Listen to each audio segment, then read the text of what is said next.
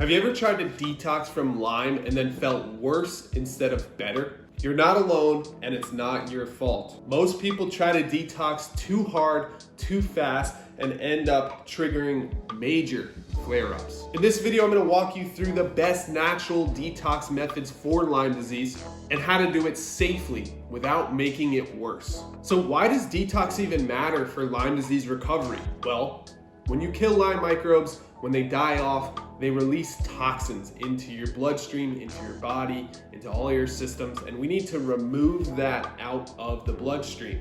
We need to get rid of that. On top of that, some people deal with mold and parasites and mycotoxins and even heavy metals on top of all of that. So detoxification is just a simple, important process when it comes to healing the body in general. Most of the time, we don't know if someone's dealing with Lyme disease or if they're dealing with mold or parasites or heavy metal toxicity. We don't know exactly what someone's dealing with, but we do know that detoxification is an important part of the process if you want to heal the body. See, your body simply gets overloaded, and detox is about reducing that burden, not about pushing it harder.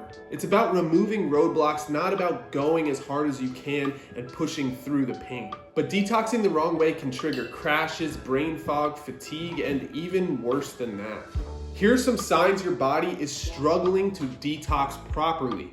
Number 1, you feel worse after taking herbs or antimicrobials. Number 2, your brain fog increases or you get skin breakouts or constipation. Number 3, you just feel off or like toxins are stuck in your system. This is when it's incredibly smart to stop treatment and focus on detox instead. So first off, we're gonna wanna start with drainage, not detox itself. Before you detox, you wanna open your drainage pathways. You can think of it kind of like clearing out the drain before running water. So make sure you're pooping regularly, supporting your liver, and getting that lymph flowing, whether that's gentle exercises, rebounding, sauna, etc. Even simple things like lemon water and dry brushing and walking outside can have a huge effect on opening up your drainage pathways. So what are the best natural detox methods for Lyme disease? Well, let's talk about some of the natural tools that I've used to detox the body from Lyme. First off, we have binders. My favorite is activated charcoal, but there's also bentonite clay. You want to go slow with these, but there are things that you can try to bind toxins and help your body remove them from your system a little bit easier.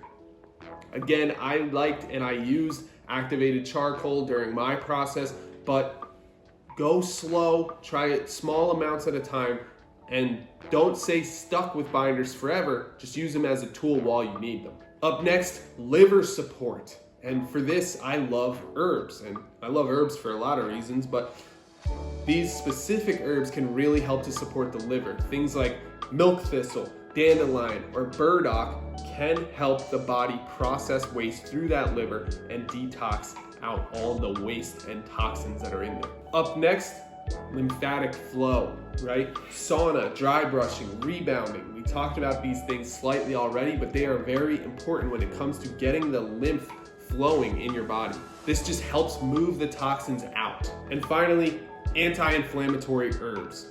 Japanese knotweed, cat's claw, and andrographis are 3 of my favorites. That's why I put them in the Lyme Wars herb box you can get at lymewars.com. But they help to reduce inflammation and improve your immune system responses so that the correct things start to happen inside the body while you protect your cells from being penetrated and the microbes from going deeper into the body. This is the greatest way to do it. Use the herbs that work the first time. I know what it's like to use things that don't work and take risks on products that don't have the benefit they say they do. That's not what this is. This is the thing that you get it, it works the first time, and you move on with your life, because that is what we've built here at lymewars.com on purpose with intention. So go check it out. Now let's talk about what to avoid here. There's certain things that you don't want to do when you're detoxing from Lyme disease. Number 1, don't do extreme fasts or juice cleanses. They'll just deplete you of your energy. I have made this mistake myself. When I had Lyme disease, that's actually one of the first things I did. I worked at a juice bar, so I got a juice cleanse to try and help and fight back. Now, looking back at it, I probably wouldn't have done that. If I knew then what I know now, I would have changed my strategy completely. Those juice cleanses can be cool and all, but don't use them to try and fight back against a serious disease problem. Number 2, don't mix a bunch of protocols at once. You won't know what's helping and what's hurting, and it also just gives your liver that much more to try and process and use. Remember, every supplement you add needs to be broken down, used, and utilized by your liver and by the rest of your body. So the more is not always the merrier. And finally, don't skip drainage. It is the most important thing. It's the foundation for detoxification, and skipping it just makes things harder for you long term. So what does a detox day look like? If we could structure a day around detoxification, how would that look? What would you do each step of the way? Let's talk about it. First, in the morning, you can have some lemon water, some gentle stretching, some sunlight, and maybe some herbal tea. When you go out in that sunlight, don't forget, if you're near the woods or near plants or near a lot of, vegetation, take some deep breaths, get that oxygen in your lungs. Don't forget that your lungs are a detox organ as well. They help to remove toxins from the air that we're breathing. So take those nice deep breaths, get your lungs nice and full with oxygen. And here's a tip. Most people don't know this, but if you extend your out breath longer than your in breath, it helps to slow down your heart rate. It helps to increase the oxygen absorption because you're removing more CO2 when you breathe out. So again, take nice deep breaths, but also breathe out for a little bit longer than you breathe in, and it will improve your body's oxygen consumption. Up next, midday. All right, we want clean, healthy meals. Try and get those organic, whole plant-based foods, ideally lots and lots of colorful vegetables, especially the green ones. My best detox or healing lunch was a nice big salad made with kale and then some type of protein like chicken or tofu, garlic and onions, and as much kale or solid dark greens that you can get. We also want to make sure we're continuing to focus on hydration. Halfway through the day, you should have a certain amount of ounces in your body, right? And you should be on the path. So just check in with yourself midday to get that hydration dialed in. If you don't know, whatever your body weight is, half of that in fluid ounces per day is how much water you should have. So if you're a 200-pound person, you should have 100 ounces of water per day, just to make the math nice and simple. And finally, you have the optional binder that you can use midday, such as bentonite clay or activated charcoal. In the evening, you can use your anti-inflammatory herbs. One of my favorite herbs to take in the evening is ashwagandha.